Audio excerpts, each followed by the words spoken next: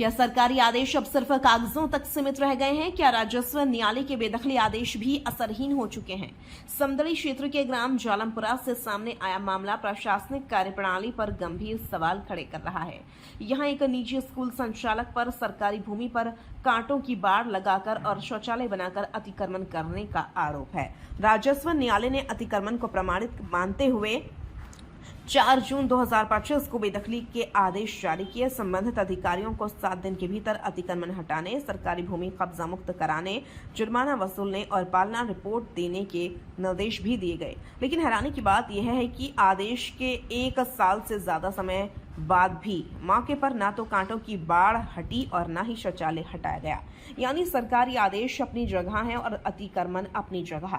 मामला ग्राम जालमपुरा के खसरा संख्या 96 की 0.0192 हेक्टेयर सरकारी भूमि से जुड़ा है।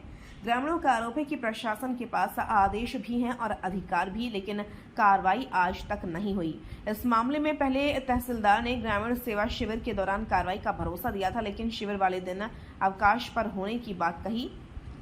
वहीं भू अभिलेख निरीक्षक ने पदभार बाद में संभालने की बात कहकर अनभिज्ञता जताई, जबकि पटवारी ने पहले जुर्माना वसूले जाने की जानकारी दी।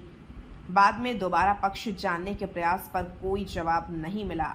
अब सबसे बड़ा सवाल यही है कि जब राजस्व न्यायालय के अब सबसे बड़ा सवाल यही है कि जब राजस्व न्यायालय के बेदखली आदेश पर भी अमल नहीं होता तो सरकारी जमीन की रक्षा कैसे होगी? आखिर 1 साल बाद भी कार्रवाई क्यों नहीं हुई? क्या किसी प्रभावशाली व्यक्ति को बचाया जा रहा है या फिर सरकारी आदेश सिर्फ फाइलों की शोभा बनकर रह गए हैं?